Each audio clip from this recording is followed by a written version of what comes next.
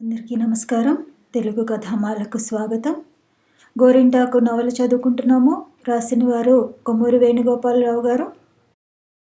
ఓ అర్ధరాత్రి వేళ రాజారావుకు మెలకువ వచ్చింది. మంజువాణి కోమల శరీరం అతని విశాల వక్షస్థలాన్ని అంటిపెట్టుకుని ఉంది. ఆమె నిద్రపోతున్నదో లేదో అతనికి తెలియలేదు.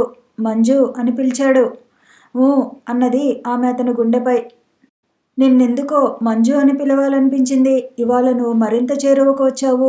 నిన్నిహ విడిచి నేను ఏమీ చేయలేనని తెలుసుకున్నాను. అవును, ఇందాకటి నుంచి నువ్వు నిద్రపోలేదు? పోయినట్లే ఉంది, కానీ పోలేదనుకుంటాను. మీకు కులాసాగా ఉందా ఇప్పుడు? మంజు, నీలాంటి దాన్ని నేను నువ్వు అని పిలుస్తున్నాను. నన్ను మీరు అని సంబోధిస్తావేం నువ్వు? మిమ్మల్ని అలాగే పిలవాలి గనుక. మంజు, బహుశా అయిన వాళ్ళందరికీ దూరం అయిపోతాను. ఇహ తెలిసిపోయింది అందరికీ నా వ్యవహారం గురించి. ఇహ నాకు వాళ్ళ దగ్గర గౌరవం లేదు. నన్ను పురుగు క్రింద, నీచుడి క్రింద చూస్తారు. మంజు, ఒకనాడు నేను సత్యవతిని తిరస్కరించాను. కానీ ఇప్పుడు నా పేరెత్తలేక అసహ్యంతో ఆమె శరీరం రోమాంచితమవుతుంది. ఆమె గాద్గికంగా, ఇదంతా నా వల్లే వచ్చింది మీకు. నేను మీ జీవితాన్ని నాశనం చేశాను, ఎటుగాకుండా చేశాను. నా తప్పుకు క్షమాపణ ఎలా లభిస్తుంది? నన్ను కసితీరా నరికేయండి. ఆమెను మరింత గట్టిగా తన హృదయానికి హత్తుకొని, ఇప్పటి వరకు ఇద్దరం ఒకరినొకరు నరుక్కున్నాం, అది చాలదు, పద ఎక్కడికైనా లేచిపోదాం అన్నాడు రాజారావు దృఢ నిశ్చయంతో. మా వారు, అంది మంజువాణి. నా కోసం నువ్వు కఠినరాలవు కాలేవా మంజు అన్నాడు రాజారావు దీనంగా. ఓ క్షణం నిశ్శబ్దంగా గడిచింది. నిండైన నిశ్శబ్దం. అప్పుడు అంది మంజువాణి సన్నని కంఠంతో. మీకు నేను ఎలా అర్థమవుతాను రాజా? రెండు శక్తుల మధ్య, రెండు ప్రేమల మధ్య నలిగిపోతున్న అభాగీరాలిని నేను. నాలో కఠినత్వంతో పాటు కర్తవ్యం కూడా ఉంది. ఎన్నోసార్లు మీకు చెప్పకుండా తప్పించుకుంటూ వచ్చాను రాజా. వాతావరణాన్ని అసహ్యమయం చేశాను. మరి అంతకంటే నీచురాల్ని కాలేను. వద్దు, మన్నించండి. నన్ను మళ్ళీ అడక్కండి. నన్ను మరింత పతనం చేయవద్దు. పో మంజు అన్నాడు రాజారావు బలహీన స్వరంతో. అతని జుట్టు నిమురుతూ, మంజువాణి, సత్యవతి మిమ్మల్ని విస్మరించలేదు. మీ అభిజాత్యం, వాళ్ళ అహంకారం ఆ పిల్ల జీవితాన్ని పాడు చేయడానికి మినహా మరెందుకు పనికిరావు. మీది అపోహే, క్షమించగలదు సత్యవతి, ఆడది అన్నది. ఎవరికి కావాలి మంజు ఈ కోరని క్షమాపణలు? ప్రకృతిలో రాజీ పడటమే జీవిత పరమార్థం. దానికి విరుద్ధంగా నన్నేడిపించకు మంజు. జరిగిందేదో జరిగిపోయింది. అది మరింత కెలికి చంపకు. ఆమె ముందుకు జరిగి అతని ముఖంలో ముఖం పెట్టి అంది రహస్యంగా. మరి ఎన్నటికైనా వియోగం. ఉష్! రాజారావు నేత్రాలలో నీరు చిమ్మింది. దాన్ని తొడవడానికై ఆమె చేతిని ఎత్తబోయింది. అతను ఆ చేతిని అలానే పట్టుకుని ముఖం ఎత్తి ఆమె పెదవుల్ని చుంబించాడు. కన్నీరు కారుస్తూ ఆమె అలానే ఉండిపోయింది. ఇద్దరి కన్నీళ్లు కలిసిపోయాయి. మరునాడు తన కోసం ఎవరైనా వస్తారని భావించాడు. అలా జరగలేదు. తన వాళ్ళంతా ఆ రోజే ఊరు వెళ్ళిపోయినట్లు తెలిసింది. అతను తనకేదో అవమానం జరిగినట్లు భావించాడు. తాను ఎప్పటికైనా ఇంటికి పోక తప్పదు. అక్కడి పరిస్థితి, అబ్బా! ఇలా 5-6 రోజులు గడిచిపోయాయి. జీవోత్సవంలా కాలేజీకి పోయి వస్తున్నాడు. ఒకరోజు ఒంట్లో ఏదో నలతగా ఉన్నట్లు అనిపించింది. అయినా మొండిగా తోసేసుకుని తిరిగాడు. ఆ రాత్రి బాగానే నిద్ర పట్టింది. కానీ మరునాడు ప్రక్క మీద నుంచి లేవబోయేసరికి సాధ్యం కాలేదు. విపరీతమైన నిస్సత్తువ, బాధ అనిపించింది. అతని వళ్ళు కాలిపోతోంది. పాంచాలి వచ్చాక ఆమెతో హోటల్ నుంచి ఫ్లాస్కుతో కాఫీ తెప్పించుకుని తాగాడు. ఆమె అర్థం చేసుకుంది. క్రిందికి వెళ్ళి ఆ విషయం అప్పటికప్పుడు చాటింది. భుజంగరావు ఇంట్లోనే ఉన్నాడు. వెంటనే పరామర్శించడానికి పైకి వచ్చాడు. రాజారావుకు సిగ్గేసింది. కూర్చోండి అన్నాడు ఎలానో. ఆయన కూర్చుని 1,00,000 ప్రశ్నలు వేశాడు. చివరకు, డాక్టర్ గారికి కబురు చేస్తాను. ఈలోగా మా ఆవిడితో కషాయం చేసి పెట్టమని చెబుతాను అన్నాడు. వద్దండి అన్నాడు రాజారావు ఆతృతగా. అతనికి ఏదో నరకంలో పడినట్లు అనిపించింది. ఓ, కషాయం అంటే భయం అంటూ ఆయన నవ్వుతూ లేచి, పోనీ డాక్టర్కైనా కబురు చేయనివ్వండి అంటూ వెళ్ళిపోయాడు. ఆ సాయంత్రం దాకా రాజారావు అట్లా అవస్థపడుతూ పడుకుని ఉన్నాడు. అతనిలో మంజువాణి వస్తుందేమోనని ఆశ ఉంది. ఆ ఆశ నిరాశగా మారిపోవటం, దుఃఖం క్రింద పరిణమించింది. ఎంత కఠినత్వం ఆమెకు! రాత్రికి వస్తే 4 దులిపేయాలనుకున్నాడు. అందుకోసం మాటలన్నీ ఏర్చి కూర్చి సిద్ధంగా తయారయ్యాడు. రాత్రి 12 అయింది. 1 గంట అయింది. ఆమె రాదేం? తన కోపం ఎవరి మీద చూపుతాడు? ఇహ ఆమెను గురించి ఆలోచించకూడదనుకున్నాడు. మరునాడు ఉదయం నిద్ర లేవగానే కష్టం మీద లేచి కిటికీ దగ్గరకు వెళ్ళి స్టవ్ అంటించడం మొదలుపెట్టాడు. అగ్గిపెట్టెలో 2 పుల్లలున్నాయి. అవి అయిపోయినాయి కానీ కార్యం సఫలం కాలేదు. ఇంతలో ఏదో అనుమానం తోచి కిటికీలోంచి క్రిందకు చూశాడు.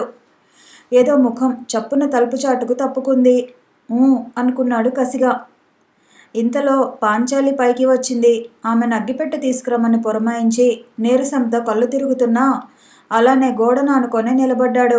ఆమె ఇట్టే వెళ్ళి అట్టే తిరిగి వచ్చి అగ్గిపెట్టె అందివ్వబోయింది. ఎక్కడిదంటే క్రింద అమ్మగారిని అడిగి తెచ్చానంది.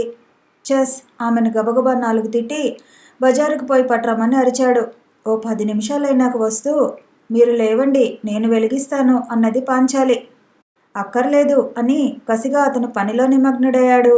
ఇంతలో క్రింద నుంచి ఏదో సన్నని కంఠం వినిపించింది. పాంచాలి క్రిందికి దిగిపోయింది. ఈలోగా అతను స్టవ్ వెలిగించి నీళ్లు పెట్టాడు. అట్లా మొహం కడుక్కున్నాడు. కాస్త హార్లిక్స్ కలుపుకొని తాగుదామని అతని ఊహ.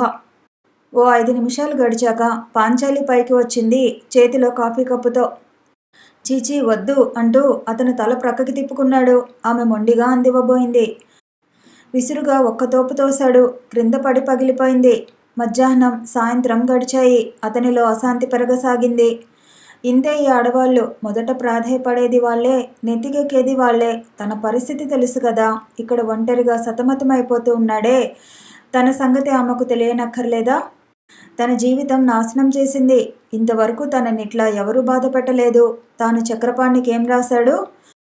ఆ ఉత్తరం రాసేటప్పుడు ఉన్నతమైన స్థాయిలో ఉన్నాయి. అసలు ఉత్తరాల్లో మనిషి ఎప్పుడు ఉదాత్తంగా బతుకుతాడా? ఇది ఎన్నో రకం ఆత్మవంచన. పాపం తనని గురించి అమాయకంగా పసిగా ఊహించుకుంటాడు పాని. సుకుమారుడు వాడు. ఇటువంటి స్త్రీగాలి ఒకంత సోకిందంటే భస్మమైపోతాడు. దేవుడు మేలు చేయుగాక. వరుసగా మరి 2-3 రోజులు గడిచాయి. జ్వరం నెమ్మదిగా దిగిపోతుంది. కానీ జ్వరంలో వచ్చిన అసహ్యం పెరిగిపోతుంది. భుజంగరావు వచ్చి క్షేమం విచారించిపోతున్నాడు.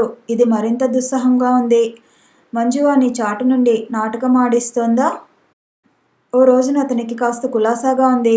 ఆమె తననిలా గాలికి విడిచి తను హాయిగా సుఖభోగాలతో ఓలలాడుతున్నట్లుగా తోచింది. భుజంగరావు కూడా ఇంట్లో లేడు. క్యాంపుకో ఎక్కడికో పోయినట్లున్నాడు. వెళ్ళి ఐసా పైసా తేల్చుకోవాలనుకున్నాడు. నువ్వు నన్ను దగా చేశావు, ఇలా డైలాగులు ఊహించుకున్నాడు. మొదట కొంత అహంభావం అడ్డు వచ్చింది. కానీ దాన్ని మించింది కుతి. గబగబా మెట్లు దిగి క్రిందికి వెళ్ళాడు. సంకోచించకుండా లోపలికి పోయాడు. ఇటు చూసుకోకుండా ఎదురుగా వస్తోంది ఆమె. మంజువాణి అన్నాడు. ఉలిక్కిపడి చూసి వెనువెంటనే లోపలికి గబగబా వెళ్ళిపోయింది. అక్కడే నిలబడి వస్తుందేమోనని చూశాడు రాజారావు 2 నిమిషాలు. ఇహ అప్పుడు సందేహించకుండా లోపలికి నడిచి మూసి ఉన్న వంటింటి తలుపులు తట్టుతూ మంజువాణి దా బయటకు, ఒక్క ముక్క అడిగిపోతా అన్నాడు. లోపల నుంచి జవాబు రాలేదు. తలుపు బ్రద్దలు కొట్టనా అన్నాడు రాజారావు. అప్పటికి సమాధానం లేదు. అంత పని ఎందుకు చేయలేదో గాని ఎక్కడికి పోతావులే అంటూ ప్రగల్భాలు పలుకుతూ వెలుపలికి వచ్చాడు. అప్పటి నుంచి అతను సమయం కోసం కాచుకుని కూర్చుని ఉన్నాడు. మధ్యాహ్నం అదను కనిపెట్టి హఠాత్తుగా లోపలికి వెళ్ళాడు. మంజువాణి చాప మీద కళ్ళు మూసుకుని ఓ ప్రక్కనే తిరిగి పడుకుని ఉంది. అలికిడి విని త్రుళ్ళిపడి లేవబోయింది. కానీ లేచి పారిపోవడానికి వ్యవధి లేదని గ్రహించిందేమో అలానే పడుకుని ఉండిపోయి తలగడలో ముఖం దాచుకుంది. మంజువాణి, నీ ముఖాన్ని వెలికి తీయి, నీతో చాలా మాట్లాడాలి అన్నాడు రాజారావు. ఆమె అటువంటి ప్రయత్నం చేసినట్లు కనబడలేదు. ఏమిటి అభినయం? క్రొత్త రకం శృంగారమా? మనమిద్దరం ఒకేసారి చచ్చిపోదాం గాని ఈ వేషాలు వద్దు. ఎవరు ఎలా నాశనమైనారో దానిని గురించి తర్జన భర్జనలు చేయదలచలేదు. కానీ నన్ను నడి సముద్రంలో దింపి నువ్వు అవతలి ఒడ్డుకి పోవాలనుకోవటం మాత్రం నేను సహించను. కదల్లేదు మంజువాణి. ఈ రకంగా కూడా నన్ను సాధించుదామని ఉందా? ఇరుగు పొరుగు ఇళ్ల వాళ్ళందరికీ మన వ్యవహారం అంతా తెలిసిపోయింది. నేను బయటికి వెళ్తే ఓ మృగం క్రింద చూస్తున్నారు. కాలేజీలో ఆ గుసగుసలు వింటూ తల ఎత్తుకు తిరగలేకుండా ఉన్నాను. నా అన్న వాళ్ళందరికీ విరోధినయ్యాను. వింటున్నావా? మార్పు లేదు మంజువాణిలో. ఇదిగో చూడు, సుఖమైన దుఃఖమైన నీకు నాతోనే. నన్ను ఓ రాక్షసుడిని చేసి నువ్వు మళ్ళా పూలబాట మీద నడవలేవు. నీ ముఖం చూపించమంటే చూపించవే. ఈ మాటలంటూ అతను బలవంతంగా ఆమె వదనమండలం మీద నుంచి తలగడ లాగి పారేశాడు. ఒక్కసారి ఉలిక్కిపడ్డాడు. నీలమేఘాచ్ఛాదితమైన పశ్చిమ దిశలా వివిధ వర్ణ కిర్మితమై ఉన్నదామె వదనం. కొరకంచుల్ని వెక్కిరిస్తున్నాయి ఆమె నేత్రాలు. కానీ అవి అసలు ముఖంలో గాక ఎక్కడో దూరంగా ఉన్నట్లుగా ఉన్నాయి. ఎన్నాళ్ళైంది భోజనం చేసి అని ప్రశ్నించాడు ఒక్క అడుగు వెనక్కి వేసి. మంజువాణి లేచి కూర్చుని, మీ కాళ్ళు పట్టుకుంటాను, దయ ఉంచి వెళ్ళిపోండి అంది వణుకుతున్న గొంతుకతో. అతను ఆమె కన్నీటి చారలను చూస్తున్నాడు. ఎంతసేపటి నుంచి ఏడుస్తున్నావు అని ప్రశ్నించాడు. చేసిన పనికి చెంపలేసుకుంటున్నాను. ఒక్క నిమిషమైనా ఇక్కడ ఉండొద్దు. ఈ పాపిష్టిదాన్ని, ఈ సిగ్గులేని ముఖాన్ని విడిచిపెట్టండి. వెళ్ళరా అందామె వెలిపిస్తూ ప్రాధేయపడుతున్నట్లుగా. వెళ్ళగొడుతున్నావా? మొదటి రోజు మీరు నన్ను వెళ్ళగొట్టడంతో ఈ కథ ఆరంభమైంది. నేను వెళ్ళగొట్టడంతో ముగిద్దాం. మనం ఇహ ఒకరినొకరు కలుసుకోవద్దు. సెలవు. అతనికి ఆమెను బుజ్జగించి ఏమిటి కారణమని అడుగుదామనిపించింది. కానీ ఎందుచేతో పౌరుషమేమో అంతరాత్మ ఒప్పుకోలేదు. యువతలకు వచ్చేశాడు. యువతలకు వచ్చేసిన రాజారావు ఊరుకుంటే బాగుండేది. కానీ ఓ గడి గడిచిపోయినప్పటి నుంచి తిరిగి ఆమెను కలవటం ఎట్లాగా అని ఆలోచించసాగాడు. అతని ఆవేశం మటుమాయమైంది. ఎలా అయినా ఆమెతో మనసు విప్పి మాట్లాడాలి, ఏదో చెప్పించాలి తపన. ఆమెను చూడకుండా తను ఉండలేడు. అతని భ్రమలన్నీ గాలికి ఎగిరిపోయాయి. సాయశక్తిలా ప్రయత్నించసాగాడు. ఆమె అతి బందోబస్తుగా ఆ దర్వాజా తలుపులు, కిటికీ తలుపులు అన్నీ మూసేసింది. అసలు జీవితంలో ఇంక బయటకు రాదేమోనన్న సంకోచం ఆవిర్భవిస్తోంది అతనిలో. పెరట్లో ఏమైనా కనిపిస్తుందేమోనని డాబా మీద ఎక్కి నిక్కి నిక్కి చూడసాగాడు. అతనికి పిచ్చి ఎత్తినట్లయింది. అవ్వటమేమిటి, ఇంచుమించు ఎత్తింది. రాళ్ళేవో పడి ఉంటే తలుపుల మీదకి విసిరాడు. ఆ సమయంలో అతన్నెవరైనా చూస్తే పచ్చి రౌడీ అనుకుంటారు. ఇలా ఘోర సంకటంతో ఓ 3 రోజులు గడిచాయి. ఒకరోజు భుజంగరావు ఊరు నుంచి వచ్చాడు. వచ్చిన 2-3 గంటలకే పైకి వచ్చి గది తలుపు తట్టాడు. రాజారావు తలుపు తీసేసరికి, మర్యాదస్తులనుకొని ఇంతకాలం మీతో స్నేహం చేశాను అన్నాడు. మీ మర్యాదకి ఇప్పుడేం లోటు వచ్చింది అన్నాడు రాజారావు. మరి దీన్ని ఏమని పిలుస్తారు? ఇంట్లో మగవాడు లేనప్పుడు ఏదో వంక పెట్టుకుని లోపలికి దూరటం, మేడ మీద నుంచి రాళ్ళు రువ్వటం, ఈలలు. రాజారావుకి మతిపోయింది. మరుక్షణంలో మండుకొచ్చింది. పెద్ద పెట్టున అరుస్తూ అన్నాడు, వింటారా నా సమాధానం? త్రుటిలో అతనికి తల తిరిగింది. తాను ఎంత నీచమైన పని చేస్తున్నాడు. ఓ ఆడదాని కాపురం నిలువునా తీసే మాటలు ఉచ్చరించబోతున్నాడు. క్షణికావేశానికి గురై ఓ గాడిదల అడవి మనిషిలా ప్రవర్తించబోతున్నాడు. తన చదువు, సంస్కారం, విజ్ఞానం ఇవన్నీ ఎక్కడ తగలడినాయి? ఎవరు చెప్పారు అన్నాడు చెప్పబడిపోయి. స్వయంగా ఎవరి కోసమైతే ఇవన్నీ చేశారో వారు. అతనిలో ప్రతీకార వాంఛ చచ్చిపోయింది. భుజంగరావు గారు అన్నాడు మెత్తగా, మీతో దెబ్బలాట పెట్టుకోవటం నాకు ఇష్టం లేదు. నేను మీకంటే గట్టిగా అరవగలను. మీ భార్య మాటల్ని నమ్మి మీరు ఎవరి మీదైనా యుద్ధానికి రాబోయే ముందు కాస్త ఒక్కసారి ఆలోచించాలి. మరుక్షణంలో ఆఫీసర్ గారి ముఖం నల్లబడిపోయింది. మీ ఉద్దేశం అన్నాడు. ఉద్దేశం లేదు. ఇలా వాళ్ళ మాటలు విని తగులాటకొస్తే పరువు చెడి వీధికెక్కుతుందని చెబుతున్నా. బెదిరిస్తున్నారా? మిమ్మల్ని మాత్రం నేను బెదిరించడం లేదండి. ఇది బెదిరింపని నేను అనుకోవట్లా. ఆయన ఏమనుకున్నాడో ఏమో, అన్కల్చర్డ్ అంటూ క్రిందికి దిగిపోసాగాడు. అదేదో గట్టిగా అంటే అన్నాడు రాజారావు మెట్లపై నుంచి. మిమ్మల్ని గురించి కాదులే అంటూ ఆయన ఇంట్లోకి వెళ్ళిపోయాడు. రాజారావు ఓ నిట్టూర్పు విడిచాడు. నేను తొందరపడ్డాను అనుకున్నాడు. ఆ మాత్రం మాట్లాడకుండా ఉండలేకపోయాను. ఆ నాగన్నకు అర్థమై ఉండదు అనుకున్నాడు. ఏమిటి విపరీతం అనుకున్నాడు. వాడికి ఆ మాత్రం శాస్తి కావలసిందేలే అనుకున్నాడు. అతనికి ఆ క్షణంలో సర్వ ప్రపంచం మీద కూడా అసహ్యం వేసింది. ఏకాకిగా ఉండటం ఎంత నష్టమో అంత సుఖం కూడా అన్న భావన పొందాడు. కానీ అసలు ఏకాంతం నలుగురు మధ్య ఉన్నప్పుడే ఉంటుంది, నలుగురు అసహ్యించుకునే మనుషుల మధ్య. ఒకరోజు అతను టాక్సీ పిలుచుకు వచ్చి డ్రైవర్ సహాయంతో సామాన్లన్నీ అందులోకి ఎక్కించసాగాడు. ఇరుగు పొరుగు ఇళ్లలోని వాళ్ళు కొందరు హాస్యస్ఫోరకంగా చూడసాగారు. అప్పుడు భుజంగరావు ఇంట్లోనే ఉన్నాడు. బయటికి వచ్చి రాజారావు చేతిని పట్టుకొని, నేనన్న మాటలకే వెళ్ళిపోతున్నారా అని ప్రశ్నించాడు. అపార్థాలకు అవకాశం ఇవ్వటం నా అభిమతం కాదండి అన్నాడు రాజారావు. మీరు చాలా మంచివారు, మీ మనసుకి గాయం కలుగజేశాను, మీరిక్కడే ఉండిపోండి, మిమ్మల్ని నేను అర్థం చేసుకుంటాను అన్నాడు భుజంగరావు. రాజారావు బాధగా నవ్వి, నన్ను ఆపకండి, మిత్రుల క్రింద విడిపోదాం, నా ప్రవర్తనలోనే లోపం ఉందేమో, కష్టం కలిగిస్తే క్షమించండి అన్నాడు. ఎక్కడికి పోతారు? చెప్పలేను, ఇంటికి పోవచ్చు, లేక హైదరాబాద్ స్నేహితుడి దగ్గరకు పోవచ్చు, గుడ్ బై అంటూ రాజా టాక్సీలో ఎక్కి కూర్చున్నాడు. గుడ్ బై అన్నాడు భుజంగరావు భారంగా చేయి ఊపుతూ. సంక్రాంతి వచ్చింది. చక్రపాణికి తప్పలా ఊరికి రాక. బ్రహ్మానందం కూడా వాళ్ళ ఊరికి బయలుదేరాడు. అతను చక్రపాణిని కొన్ని రోజులు అతిథిగా రమ్మని అడిగాడు. చక్రపాణి మృదువుగా తిరస్కరించాడు. ముకుందానికి కొత్తగా చిన్న ఉద్యోగం దొరికింది. కానీ ఈ ఉద్యోగం తన కుటుంబాన్ని ఆ పల్లెటూరు నుంచి తీసుకువచ్చి ఇక్కడ స్థిరపడేటంత డబ్బు కుమ్మరించేది కాదు. అతను అక్కడనే ఉండిపోయాడు. ఇన్నాళ్ళయ్యాక చక్రపాణి మామూలు మనిషిలా ఇంటికి పోతున్నాడు. గుండెల్లో బ్రహ్మానందం వెటకారంగా నవ్వుతున్నాడు. ఆహా, అలాగా అంటున్నాడు. హఠాత్తుగా భయం పుట్టి రైల్లోంచి చీకటిలోకి దూకి మళ్ళీ బయటికి రాకుండా అందులో దూరిపోవాలనిపించింది. బాత్రూంలోని అద్దంలో తన ముఖం వికృతంగా కనిపించాలనిపించింది. ఇతరులు నవ్వుకునేటట్లు ఏడవాలనిపించింది. ఈ లోకంలో అమాయకులు ఎవరైనా ఉంటే వాళ్ళు అవినీతి పరురాండ్లైన ఆడవాళ్ల మొగుళ్ళు, అలాంటి పిల్లల తల్లిదండ్రులు.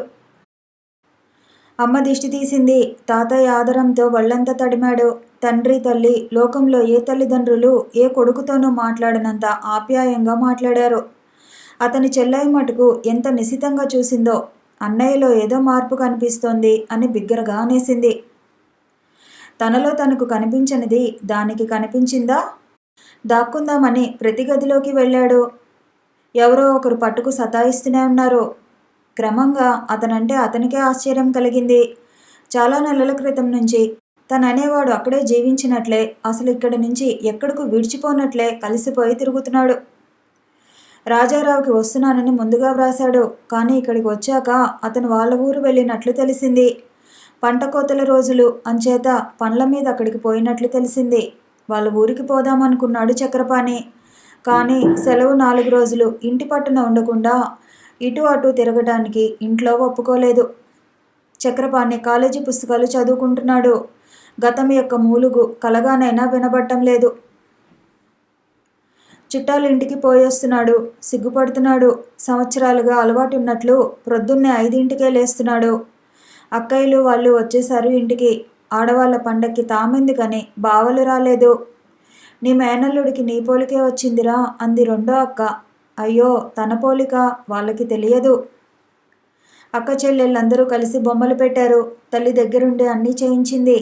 తండ్రి తను కలిసి కష్టపడి బల్లలు అవి ఆర్చీలుగా అందంగా సర్ది నౌకర్లకి పనులు పురమాయిస్తూ హడావిడిగా తిరిగారు. అతను ఓపిగ్గా తోట, పెంకుటిల్లు, నడివీధి దీపాల తోరణం అందంగా అమర్చాడు. పండుగ నాటి సాయంత్రం పేరంటాళ్లతో ఇల్లంతా ఎప్పటి మాదిరి కలకలలాడిపోయింది.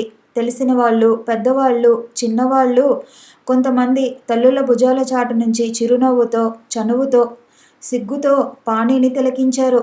అతనికి లజ్జాభారంతో చచ్చిన చావైంది. చిన్నపిల్లాడిలా తబ్బిబ్బుపడ్డాడు. తనని చూస్తే తనకే జాలి వేసింది. తనెంత మంచివాడు, తానా చెడిపోయింది. 2 రోజులు గడిచాక గావును చెల్లాయి అతని పెట్టె సర్దుతూ గావు కేక పెట్టింది. అందరూ ఏమిటేమిటని గుమిగూడారు. సిగరెట్లు అన్నయ్య పెట్టెలో అంటూ తీసి యువతలకు గిరవాటు వేసింది. చక్రపాణి ముఖం పాలిపోయింది.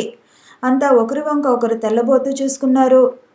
ఎవరు మన పాన సిగరెట్లు కాల్చేది అంటూ అతని తల్లి గోడ కానుకొని ఏడవనారంభించింది.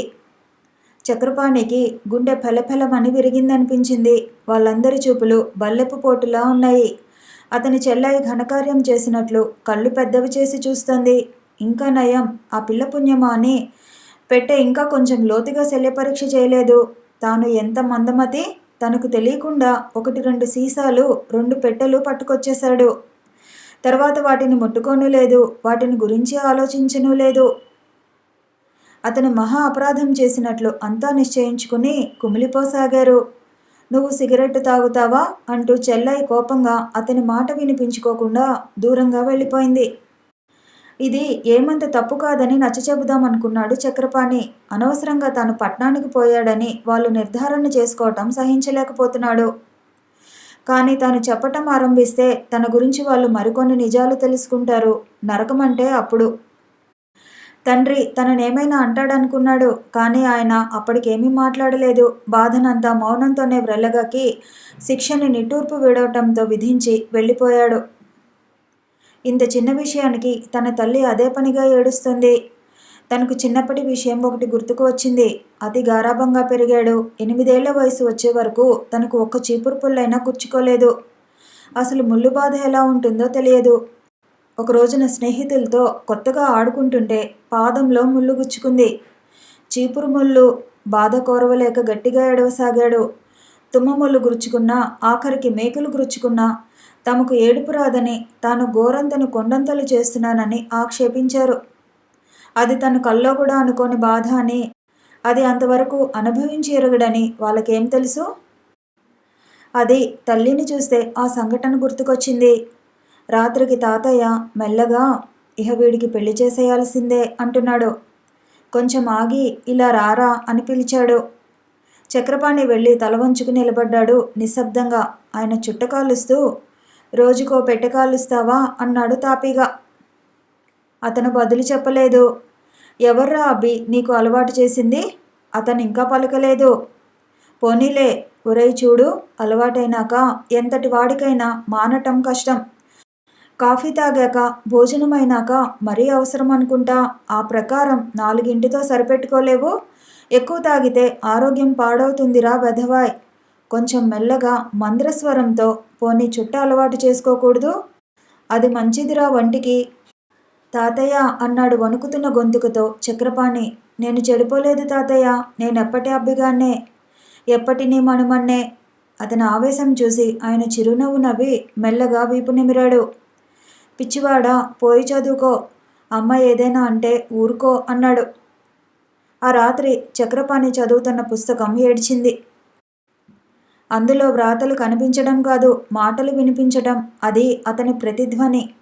పాణి అన్నది తల్లి. గదిలో బెడ్ లైట్ వెలుగుతోంది. మరుసటి రోజు తాను బయలుదేరి వెళ్ళిపోతానన్న రోజున రాత్రి 10 గంటలకి అతను పుస్తకం మూసి లేచి నిలబడి అమ్మా అన్నాడు. తల్లి కన్నీరు కారుస్తోంది. అతన్ని సమీపించి నిల్చుంది. పాణికి హృదయం ద్రవీభూతమైంది. ఎందుకు కన్నీరు అన్నాడు. పాణి, నువ్వు నాకు ఒక్కగానొక్క కొడుకువి. నా జీవిత కథ నీకు తెలుసు కదూ. నువ్వు కొడుకు అన్న మాట కూడా మరిచి నీ చిన్నతనాన్న దగ్గర కూర్చోబెట్టుకుని ఎన్నో స్వంత విషయాలు చెబుతూ ఉండేదాన్ని. మర్చిపోయావా? లేదమ్మా, లేదు, మర్చిపోలేదు నేను అన్నాడు ఆవేశంగా పాణి. మరి ఏమిటిరా ఇది? గుర్తించలేవా నా క్షోభ? ప్రపంచంలో స్త్రీకి బయటికి కనిపించే కష్టాల కన్నా కనిపించినవే ఎక్కువ ఉంటాయి. అలాంటి జీవితల్లి. చాలామంది స్త్రీలలాగే పురుషుణ్ణి క్షమిస్తోంది ఆమె. కుటుంబానికి, ఇతర వ్యవహారాల్లో ఏమీ అన్యాయం చేయని తండ్రి, భార్యా బిడ్డలను ప్రాణ సమానంగా చూసుకునే తండ్రి తనలో ఉన్న బలహీనత కారణంగా ఆమె జీవితాన్ని అశాంతిపూరితం చేశాడు. గుండెల్లో మంటని రేకెత్తించాడు.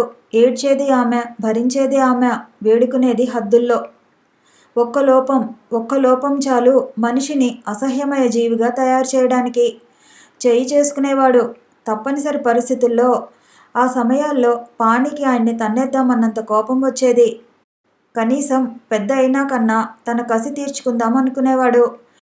తండ్రిని విరోధి క్రింద, ఆగర్భ శత్రువు క్రింద చూస్తుండేవాడు. కొన్ని రోజుల పాటు అలా చేసుకున్న రోజున మళ్ళీ సిగ్గుపడి అమ్మని అతి దీనంగా క్షమాపణ కోరుకోవటం చాలాసార్లు చూశాడు పాణి చాటుగా. నాయనా, నీ మీద నేనెన్నో ఆశలు పెట్టుకున్నాను. నిన్ను చూచి గర్వపడటానికే నేను అలవాటు పడ్డాను. నా అశాంతిపూరితమైన జీవితంలో అవమానాలకు లొంగిపోయి తపనతో కొట్టుకుపోయే నా మనసు ఒక్క నిన్ను గురించి పవిత్రమైన ఊహతో ఒకంత ఊరట చెందుతోంది. అది భగ్నం చేయకు. ఈసారి నిన్ను గురించి ఒక్క మాట వింటే బావిలో దూకి చచ్చిపోతాను అని కౌగిలించుకుంది. చక్రపాణి కన్నీళ్లు జవాబుని పాడాయి. నీలో ఒక్క దుర్గుణాన్ని నేను సహించలేను. నువ్వు బుద్ధిమంతుడుగానే ఉండాలి. బుద్ధిమంతుడుగానే మిగిలిపోవాలి. సెలవులు పూర్తయి హైదరాబాద్ బయలుదేరేటప్పుడు అందరూ ప్రమాణాలు చేయించుకున్నారు. పాణి అన్నాడు తండ్రి స్టేషన్లో. ఏం నాన్నా? నా గురించి నీకు తెలియనిదేమీ లేదు. నీ తండ్రి నిన్ను గురించి శ్రద్ధ తీసుకున్నట్లుగా నా తండ్రి నా గురించి శ్రద్ధ తీసుకోలేదు.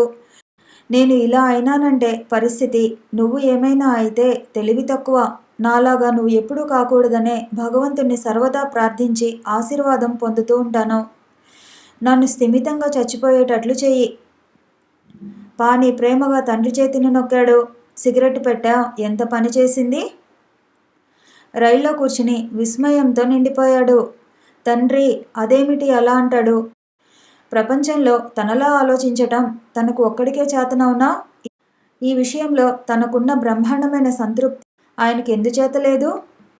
రాజారావు ఇక్కడ కొన్ని రోజులు ఉండి కూడా అతన్ని కలుసుకున్నందుకు బాధగా ఉంది. తాను ఉత్తరం రాశాడు. అతని ఊరుకు జవాబు కూడా వచ్చింది. ఏదో చాలా కష్టాలలో ఉన్నాడట. కన్నీళ్లతో వ్రాశాడు లేఖ. యువకులకు ఏమిటి కష్టాలు? అసలు యువకులకైనా కష్టాలు? తాము కష్టాలు కొని తెచ్చుకుంటున్నారా? నాగరికతలో ఇది ఒక లోపమేనా? అసలు అనుభూతులు ఆలోచనలు లేని జీవితం ఎలా ఉంటుంది? ప్రయత్నిస్తే లభిస్తుందా? అతని మేనరికం ఏమైందో? ఆఫీసర్ గారి భార్య సంగతి ఈసారి జాబులో అడగాలి. అక్కడ ఉన్నంతకాలం లేదు కానీ ఇప్పుడు వచ్చేస్తుంటే అతన్ని కలుసుకోలేకపోయినందుకు చాలా ఆరాటంగా ఉంది. అతన్ని ఒకసారి కావలించుకోవాలని ఉంది. బ్రహ్మానందాన్ని రాజారావుని పోల్చుకున్నాడు. రాజారావులో ఓ గొప్ప ఉదాత్తత ఉంది. బ్రహ్మానందంలో అది లేదు. కొన్ని జీవిత సత్యాలను గురించి అతను తెలిసినట్లుగా మాట్లాడతాడు కానీ మనస్ఫూర్తిగా అన్నట్లుగా ఉండదు. తెలిసే అన్నీ చేస్తున్నట్లుగా ఉంటాడు. ఓనాడు యవ్వన మదం గురించి చెప్పాడు. తనే మళ్ళీ దారి మళ్లించాడు. చక్రపాణి నిట్టూర్చాడు. తన ఆలోచనల్లో రైలు హైదరాబాదు చేరుకుంది. మంజువాణిని విడిచిపెట్టి వచ్చాక హోటల్లో తాత్కాలికంగా దిగి మరో గది కోసం వెతుకుతుండగా వాళ్ళ ఊరి నుంచి రైతు వచ్చి అక్కడి ఇబ్బందులు వర్ణించి ఉన్నపలంగా తీసుకుపోయాడు రాజారావును. తన జీవితమే అంతా అన్నీ ఆకస్మికంగా జరిగిపోతుంటాయి. ఫలితాలు మాత్రం జీవితాంతం వెన్నాడతాయనుకో. మొదట 5-6 రోజులు సెలవు పెట్టి వెళ్ళాడు. ఇంతలో పండుగ కూడా వచ్చేసింది. ఇంకా ఇబ్బందులు తీరక తర్వాత రావటం పడలేదు. ఇంకా కొన్ని రోజులు అనివార్య కారణాల వల్ల సెలవు కావాలని కోరుతూ ప్రిన్సిపాల్ గారికి ఉత్తరం రాశాడు. అందులో అతను ప్రెసిడెంట్ కూడా ఏమో. మిగతా విద్యార్థుల కన్నా అక్కడ ఉండవలసిన బాధ్యత ఎక్కువ ఉంది. సంక్రాంతికి చక్రపాణి విజయవాడ వస్తాడని తెలుసు. అతన్ని కలుసుకుని చాలా కబుర్లు చెప్పాలనే ఉంది. అతనితో ఇవన్నీ చెబితే మనసులోని వ్యధ కొంత తగ్గుతుందని మినుకుమని ఓ ఆశ. కానీ తాను ఇక్కడ ఉండిపోవలసి వచ్చిందయ్యే. 2 రోజులు కులాసాగా గడపవచ్చని అతన్నే ఇక్కడికి రమ్మని రాశాడు. లాభం లేకపోయింది. ఇది ఇల్లు అనటం కంటే నరకం అంటే బాగుంటుంది. నా అన్న వాళ్ళందరికీ విరోధినైపోయానని అన్నాడతను. మంజువాణితో చెప్పిన జోస్యం నిజమైంది. ఇంట్లో ఎవరూ అతనితో సరిగ్గా మాట్లాడటం మానేశారు. తనక్కడ ఉండటమే వాళ్ళకో బాధ అన్న సందేహం పీడిస్తుండేది. అతనికి ఒకరి దయాభిక్ష అవసరం లేదు. స్వతంత్ర జీవి. చిన్నవాడుగా ఉన్నప్పుడు వాటిల్లిన తండ్రి మరణం గుర్తుంది. ఓ కారు చీకటి రాత్రి ఉరుములు మెరుపులతో ప్రళయంగా ఉన్న సమయంలో తనను అన్నగారుల చేతికి అప్పగించి వెళ్ళిపోయాడాయన. ఆ తర్వాత చాలా రోజుల పాటు అతను అనుభవించినన్ని బాధలు ఓ దిక్కుమాలిన వాడు కూడా అనుభవించడు. వదినలకు ఆప్యాయతే, అభిమానమే. పెద్ద వదినకు చాలా. కానీ వాళ్ళు అన్న చేతుల్లోని కీలుబొమ్మలు. ఆడవాళ్ళు కదా మరి. ఎవరో వాళ్ళ పంచను చేరితే ఆశ్రయం ఇచ్చినట్లుగా ఉండేది అతని స్థితి. వీపంతా కారణం లేని అన్నగారి కోప ప్రదర్శనకు చిట్లిపోయి బండబారిపోయింది. ఒక్కోసారి చీకటితో నిద్రలేచి 4-5 మైళ్ళు ఏవో పనుల మీద నడవలసి వస్తుండేది. ఓసారి అన్నగారు ఎక్కడికో వెళ్ళిరమ్మని చెప్పారు. అప్పుడే తను ఎక్కడి నుంచో వచ్చాడు అలసిపోయి.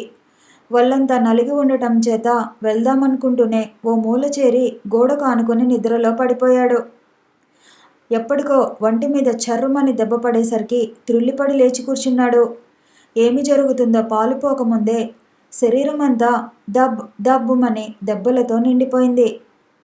అడ్డుకుందామని వచ్చిన పెద్ద వదిన గారు అవతలకు త్రోసివేయబడింది. మిగతా వాళ్ళంతా గుడ్లప్పగించి చూస్తూ నిలబడ్డారే గాని ముందుకు వచ్చి అడ్డుకునే సాహసం ఎవరికీ కలుగలేదు. చండశాసనుడైన అన్నగారి అధికారం అలాంటిది.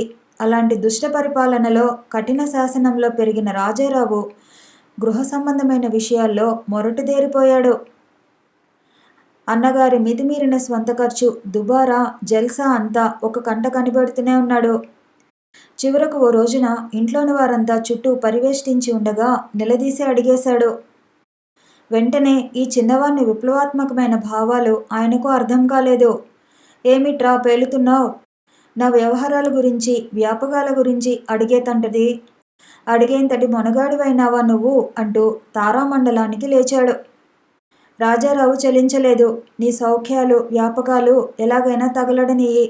వాటితో నాకు సంబంధం లేదు. కానీ నీ స్వార్థ సుఖాల కోసం ఇతరులు మాత్రం నష్టపెట్టుకోరు అనేశాడు సూటిగా. ఆయన నిర్ఘాంతపోయాడు. ఓనాటికి ఇలాంటి కఠినమైన మాట ఈ అస్వతంత్రుని నోటి నుంచి వస్తుందని కలలో కూడా తలపోయలేదు. వెంటనే వళ్ళు మండింది. కోపంతో కళ్ళు ఎర్రగా పెద్దవి చేశాడు. లేచి నిల్చున్నాడు. చూడు నిన్ను అని మీదకి వస్తూ చెయ్యెత్తాడు. రాజారావు నిటారుగా నిలబడి అక్కడే ఆగు అని గర్జించాడు. అంతటి పౌరుషం గల మనిషి ఒక్కసారిగా ఉలిక్కిపడి నిరుత్తుడై నిలబడిపోయాడు. ఇంకా ఒక్క అడుగు ముందుకు వచ్చి ఏమైనా అత్యాచారానికి ప్రయత్నించావంటే నీ చేతులతో నీ మర్యాద తీసుకున్న వాడివవుతావు. నా జబ్బపుష్టిని గురించి కనీసం విని ఉంటావు. కొంచెం ఆగి తనే చాలాసార్లు, చాలా సందర్భాలలో నీ అరాచకత్వాన్ని సహించాను. పెద్దరికం పేరిట నువ్వు చేసిన హింసాకాండను ఓపిగ్గా భరించాను. మై డియర్ బ్రదర్, నాకెప్పుడో మైనారిటీ తీరిపోయింది. నా ఆస్తిలో ఒక్క చిల్లిగవ్వ ముట్టుకున్నా ఒప్పుకోను. అయితే నీ ఆస్తిని నేను తాకానంటావా? అబ్బే తాకలేదు. ఉల్లిపాయల్ని మంచినీళ్ళగా మార్చి తాగావు. కళ్ళప్పగించి చూస్తూ ఊరుకుని తర్వాత చిప్ప పట్టుకుని దేశం మీద పడేటంత త్యాగం నాకు లేదు. నేను నిశ్చయించుకున్నాను. అవునది నేను నిశ్చయించుకున్నాను. నా భాగం నేను పంచుకోక తప్పదు.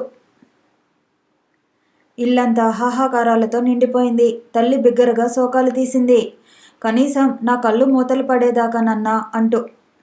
కానీ రాజారావు మొండిరాయిలా నిలిచాడు. చివరకు అతని ఆశయం నెరవేరింది. ఇలాంటిది జరగకపోయినా తాత్కాలికంగా జనించే విరక్తి, అయ్యో అనే బాధ కూడా లేవు అతనిలో. ఇక అప్పటి నుంచి అతను పెద్దవాడి కింద గుర్తించి ఓ స్థానం ఇవ్వక తప్పలేదు ఆ ఇంట్లో. ఓ మాదిరి భయ సంకోచాలు కూడా కలిగాయి అతని పట్ల. అన్నలు అహంకార ప్రదర్శన విడిచిపెట్టి లోపాయికారితనం మొదలుపెట్టి అతనంటే ఆప్యాయత ఒలకబోయటం, తమ పనులు సానుకూలమయ్యేటట్లు చూసుకోవటం పరిపాటి అయింది. రాజారావు కొంత అహంభావి అనే మాట నిజమైతే కావచ్చు గాని అతను నీచుడు కాదు, స్వార్థపరుడు కాదు. విడిపోయినా ఎన్నో మార్లు విపరీతంగా అన్నల కుటుంబానికి ధన సహాయం చేశాడు. అటువంటి సమయాలలో మా తమ్ముడు అని భుజాలు ఎగురవేసేవారు వాళ్ళు. ఓసారి కాలేజీ ఫీజు కట్టడానికి సమయానికి చేతిలో డబ్బు లేక నోరు విడిచి అడిగితే అబ్బే నా దగ్గర ఎక్కడుందిరా అని ముఖాలు చాటేశారు. అసహ్యం వేసింది రాజారావుకు. ఇహ ప్రాణం పోయినా వాళ్ళ సహాయం అర్థించకూడదు అనుకున్నాడు. పల్లెటూరి రాజకీయాల్లో ఊపిరి సలపట్లేదు రాజారావుకు. ఒకప్పుడు అతని పెద్దన్నగారి మాట వేదవాక్యంలా చెల్లింది. కానీ ఇప్పుడు గాలంతా రాజారావు వైపు తిరిగింది. అతను బయటకు వస్తే గ్రామీణులు చుట్టూ చేరి ముక్తకంఠంతో ఆహ్వాన వచనాలు చెప్పసాగారు. వాళ్ళ ఊరికి కలెక్టర్ గారు వచ్చినా, ఎప్పుడైనా మంత్రులు వగైరాలు వచ్చినా రాజారావే ప్రతినిధిగా ఉండి సంప్రదింపులు జరిపేవాడు. అదీకాకుండా అతను మంచి వక్త, ఉత్సాహం, చొరవ ఉన్నవాడు. ఎటువంటి సమస్యలలోనైనా నిర్భయంగా దూసుకుపోగలడు. Block development scheme, cooperative bank వంటి వ్యవహారాల్లో అతను పలుకుబడి ఉపయోగించి గ్రామస్తులకు మహోపకారం చేశాడు. ఊళ్ళో అతని పలుకుబడి ప్రభావం హెచ్చుతున్న ఇంట్లో అతని జీవితం దుస్సహంగా పరిణమించసాగింది. లంకంత ఇల్లు వాళ్ళది. అన్నదమ్ములు విడిపోయాక దాన్ని 3 భాగాలుగా విభజించారు. అతనున్న భాగం వైపు సాధారణంగా ఎవరూ తొంగి చూడరు. తల్లి తన దగ్గరే ఉండి వండి పెడుతోంది గాని అడిగితేనే గాని సమాధానం చెప్పదు. వదినలు తనతో చనువుగా ఉంటూ పరిహాసోక్తులాడే వదినలు తను కనిపిస్తే పరాయి పురుషుణ్ణి చూచినట్లు దూరంగా తొలగిపోతున్నారు. తాను చేసిన మహాపరాధం సత్యవతిని తిరస్కరించటమేనా? కానీ అతను నలుగురి మధ్య సిగ్గుపడి అవమానంతో కృంగిపోయే అంశం ఇంకొకటి ఉన్నది. మంజువాణితో తన సంబంధం బట్టబయలు కావటం. ఆనాడు మేనమామ కొడుకు ఆమె పేరైతే ఉచ్చరించలేదు, కానీ ఈ రహస్యం వాళ్ళందరికీ తెలిసిపోయినట్లు తేటతెల్లమవుతూనే ఉన్నది. ఓ వయసులో ఉన్న స్త్రీ, ఓ యువకుడు, వీళ్ళిద్దరి ప్రణయ కలాపాలు ఇంతకంటే ఏం కావాలి పగ సాధించదలుచుకున్న వారికి? ఇప్పుడు అతనిని ఎవరైతే వేలెట్టి చూపిస్తూ నిందాగర్భితంగా ప్రగల్భాలు పలుకుతున్నారో వాళ్ళు మడిబట్ట కట్టుకుని కూర్చున్న వారేం కాదు. అవకాశం వస్తే వదులుకునే త్యాగమూర్తులు ఎవరూ లేరక్కడ. సమయం చూసుకుని నానా గడ్డి కరిచిన వారే అందరూ. ఒకప్పుడు ఈ వదిన ఈ అన్నయ్య చేష్టితలను తన ముందు కన్నీళ్లతో మొరబెట్టుకుంది. ఒకప్పుడు ఈ అన్నయ్య తనకు పట్టుబడి తల వంచుకుని మెల్లిగా అవతలకు నిష్క్రమించాడు. కానీ పరిస్థితి అంటారే, అది బాప్రే, నీచుణ్ణి కూడా అహంకారిని చేస్తుంది. ఇది నిబంధన కాదు, మామూలు సత్యం కాదు, నగ్న సత్యం. రాజారావు విజయవాడ వచ్చేశాడు. కొన్నాళ్ళు హోటల్లోనే ఉన్నాడు. అతనికి ఈ ఊరు విడిచిపెట్టి పోవాలని ఉంది, కానీ ప్రస్తుతం నటి సంద్రాన ఉన్నాడు. ఇహ చదువు మానుకోవాలి, లేకపోతే వల్ల కాదు. చివరకు కాలేజీ దగ్గరలోనే ఓ ఇంట్లో గది చిక్కింది. చుట్టుప్రక్కల ఇల్లు కూడా తక్కువే. ఇల్లు చిన్నది. ఓ వృద్ధుడు, ఆయన వృద్ధ సతీమణి, మిగతా ఇంట్లో కాపురం. ఇంటి యజమానులు వాళ్లే. పిల్లా జల్లా లేరు. ఆయన ఓవర్సీస్ చేసి రిటైర్ అయి ఊరి బయట చిన్న ఇల్లు కట్టుకుని శాంతిమయ జీవితం గడుపుతున్నాడు. చాలా ప్రశాంత వాతావరణం, ఓ ఆశ్రమ వాసానుభూతి. కిటికీలోంచి చూస్తే అదిగో సౌదామిని తను ఎక్క ప్రయత్నించిన కొండ శిఖరం. ఇటు ప్రక్క పడవలు వయ్యారంగా సాగిపోతుండగా అందమైన ఆ కాలువ. అతను ఎప్పుడో గాని ఊళ్ళోకి పోయేవాడు కాదు. అతనికి భయం, మంజువాణి గాని, ఆమె భర్త గాని, మేనమామ తరపు మనుషులు గాని కనిపిస్తారేమోనని. బహుశా సత్యవతి తనను అసహించుకుంటూ ఉండవచ్చు మనసులో. ఈ నీచుణ్ణి, నీతిమాలిన వాణ్ణి అయ్యో ప్రేమించానే అని. ఆ ఆలోచన వచ్చేసరికి అతని రక్తం సిగ్గుతో ముడుచుకొని ఘనీభవించినట్లయ్యేది. చివరకు ఈ భూమి మీద తాను ఎందుకు పనికి రాకుండా అసహ్యానికి ప్రతిరూపంగా మిగిలాడు. సత్యవతి అంటే తనకెలాంటి అభిప్రాయం ఉందని ఆలోచించి చూశాడు. అసలు లోకంలో త్యాగం అనేది లేకపోతే బ్రతుక్కే అర్థం లేదేమో అనిపించింది. అప్పుడు ప్రదర్శిస్తే బాగుండిపోయేది. సామాన్యంగా జీవించే వాళ్ళని చూస్తే ఏదో ఎగతాళిగానే ఉంటుంది కానీ అసలు అది కష్టతరం. అక్కడనే ఒకంత ఏమిటి, సంపూర్ణ సౌఖ్యం కూడా. రాజారావు తను సామాన్యుడిలా జీవించాలనుకున్నాడు. కానీ జీవితాన్ని ఎప్పుడు పడితే అప్పుడు తిరిగి మొదలు పెట్టడానికి అది ఏమీ వ్యవహారం కాదు. దానికి ఓ ఆధ్యాత్మికమైన విలువ ఉంది.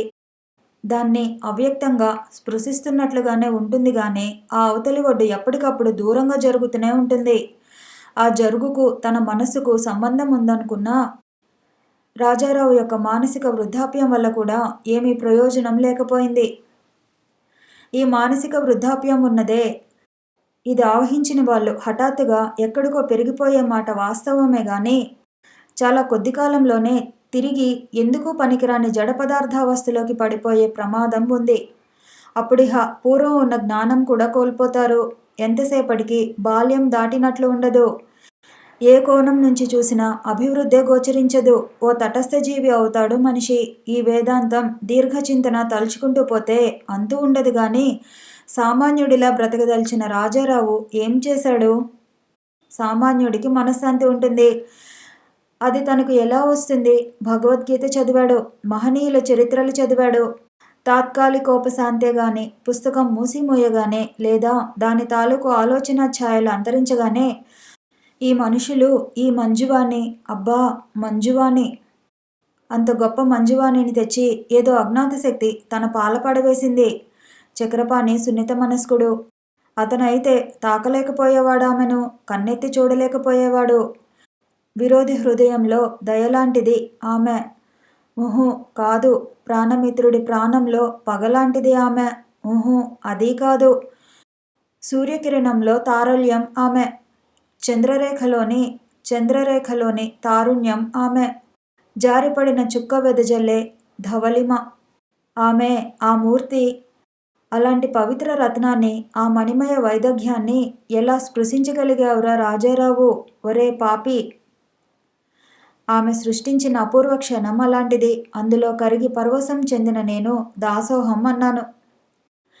ఆ క్షణం నువ్వు సృష్టించినదే కావచ్చుగా.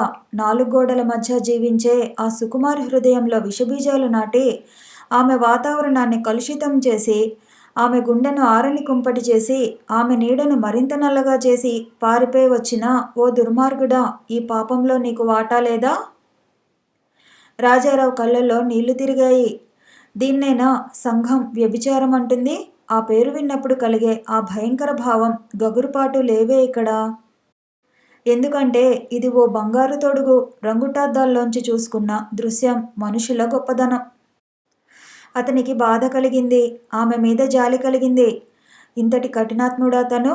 పైగా ఆమె సాన్నిధ్యంలో తృప్తిపడక ఏదో అసూయ రేపుకున్నాడు తనలో. అర్థం లేని అధికారం చెలాయించాలని చూశాడు. ఛీ, స్వార్థపరుడు తను, అహంకారి తను. పోనీ సత్యవతిని పెళ్లి చేసుకుంటే అనుకున్నాడు రాజారావు.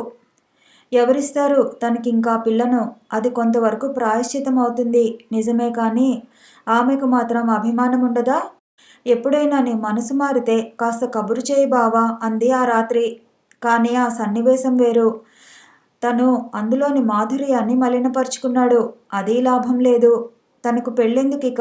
అసలు తెలియక అడుగుతా గానీ, పెళ్ళి మనిషికి అంత అవసరమా ఏమిటి? కానీ జీవితానికి ఏదో ఒక అవసరం ఉంది. అది ఏమిటి? ఎక్కడ ఉంటుంది? ఎలా ఉంటుంది? రాజారావుకు భయం వేసింది. కథ కొనసాగుతుంది. మళ్ళీ కలుసుకుందాము. ఈ వీడియో నచ్చితే లైక్ చేయండి, షేర్ చేయండి, కామెంట్ చేయండి, ఛానల్ని సబ్స్క్రైబ్ చేయండి.